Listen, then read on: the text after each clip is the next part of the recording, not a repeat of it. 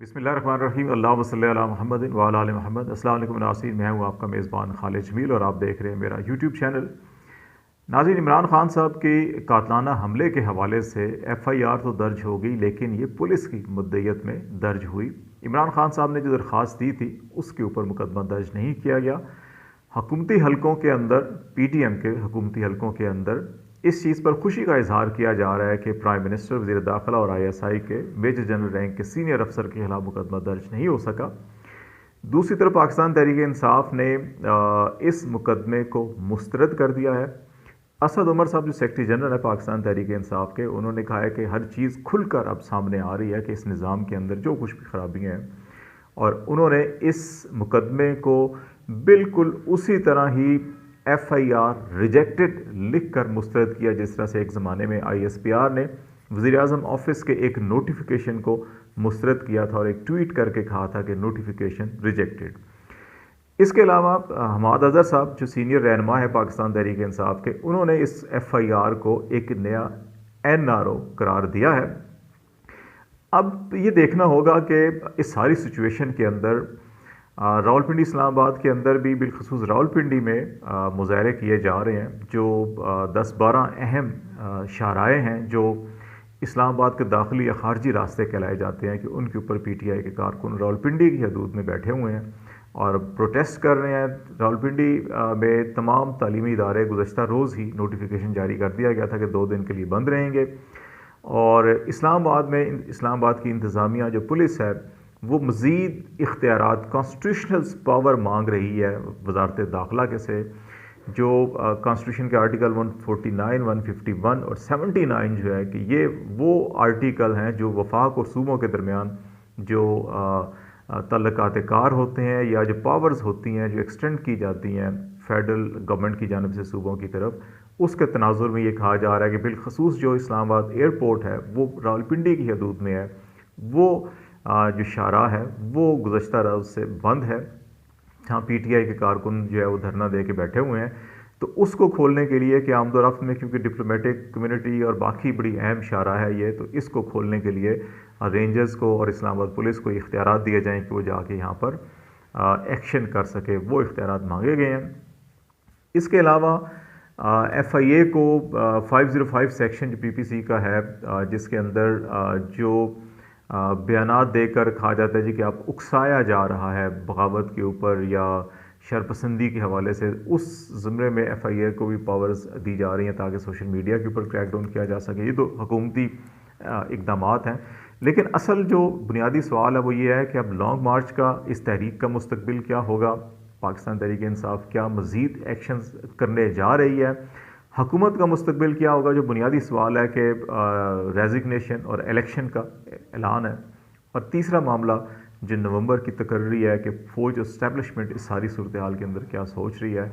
पाकिस्तान तहरीक इंसाफ की क़यादत तो उनका इजलास लाहौर में हो रहा है, वो अपनी स्ट्रेटजी जो है कि एक तो बड़ी वाज़ेह है कि वो इस FIR को चैलेंज करेंगे, और डेफिनेटली जो सेक्शन 154 है CRPC का, उसके तहत तो मुद्दई की जो दरख्वास्त होती है वही FIR होती है, लेकिन इस ज़िम्मे में उसको नज़रअंदाज किया गया। तो जब इसको चैलेंज किया जाएगा तो कोर्ट ऑर्डर के ज़रिए से ये इनकॉर्पोरेट हो सकती है FIR के अंदर, इसको भी शामिल किया जा सकता है। इसके अंदर कोई इतनी बड़ी कवात नहीं है, लेकिन इस सारे मामले के अंदर गालबन PDM ने बहुत कुछ, गवर्नमेंट ने बहुत कुछ खोया है, पाया कुछ भी नहीं है। मासवा एक वक्ती आर्जी तसल्ली इत्मीनान के कि प्राइम मिनिस्टर का, वज़ीर दाखिला का या ISI के अफसर का जो है नाम FIR में नहीं आया, वो शायद अदालत के हुक्म के ऊपर दोबारा इसमें शामिल भी हो जाए। लेकिन इमरान खान साहब के जो पॉलिटिकल बयानियाँ हैं, जहाँ वो कहते हैं कि ताकतवर के लिए कानून कुछ और है, अवाम के लिए कानून कुछ और है,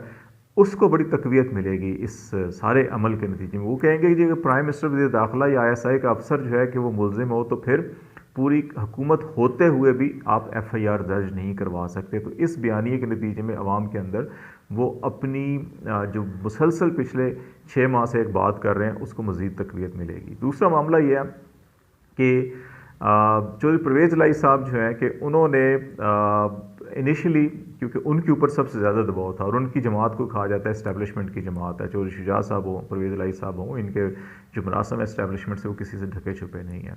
तो उन्होंने गालिबन इमरान खान साहब को पहले कन्विंस करने की कोशिश की कि एक नाम निकाल लिया जाए, वज़ीर दाखिला और वज़ीर आज़म के ख़िलाफ़ हम FIR कर देते हैं। लेकिन जब वो अपने मौक़िफ़ से नहीं हटे इमरान खान साहब, तो फिर उन्होंने भी शायद इमरान खान साहब को ये किसी हद तक कन्विंस किया कि FIR हम पुलिस के ज़रिए से जो दर्ज होती है उसको करवा लेते हैं, और ताकि परवेज़ इलाही साहब की हुकूमत भी बच जाए और उनकी जो तल्लुकात हैं वो भी ख़राब ना हों, और फिर इसको कानूनी तरीके से कोर्ट के ज़रिए से जब हुक्म आएगा तो फिर ये FIR में वो नाम भी शामिल हो जाएंगे। तो इस तरह से इमरान खान साहब का भी मौक़िफ़ जो है कि वो अपनी जगह कायम रहेगा, और परवेज़ इलाही साहब की जो हुकूमत और उनकी साख है, इस्टेब्लिशमेंट के साथ तल्लुकात हैं, वो भी बच जाएंगे। तो इस तनाज़ुर में इन्होंने ये गेम सारी डाली है।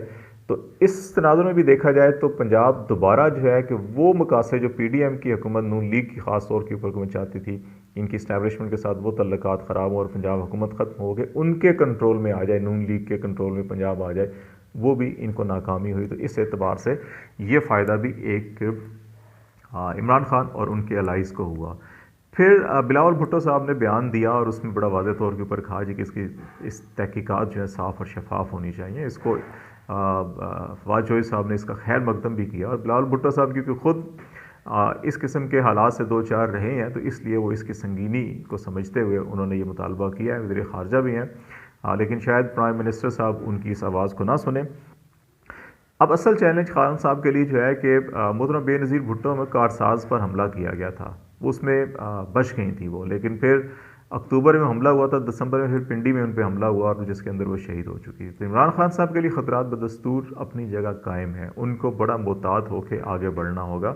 पब्लिक रैलीज़ के अंदर, जलसे जुलूस के अंदर उन्हें बहुत एहतियात करनी होगी, क्योंकि जो सबसे बड़ा क्वेश्चन है, अभी FIR के अंदर ये कहा जा रहा है कि मुल्ज़िम नवीद ने ही उसकी फायरिंग से मुअज़्ज़म शहीद हुआ, वो जो एक कारकुन था।